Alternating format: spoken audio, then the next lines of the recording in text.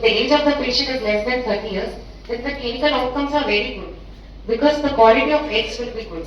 So more than AMH, actually antral follicular count should be given more importance when we decide on the prognosis of the patient. So now the various ART techniques that we use are first ovulation induction and natural cycle. So that usually has a success rate of 5%, and for intrauterine insemination it's around 8 to 22%. In case of IVF, the success rate that we quote is 40%. But when we use euploid blastocyst and do a day 5 embryo, we can expect a success rate as high as 70 to 80%.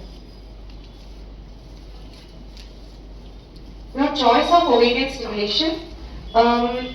The commonly used medications are clomiphene citrate, letrozole, and it can be combined with gonadotropins like FSH or HMG.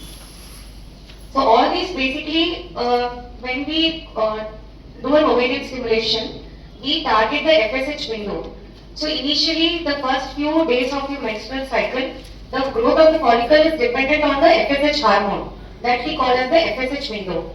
So once the follicle goes beyond 12 to 14 millimeter, it is out of FSH dependence and it continues to grow on its own.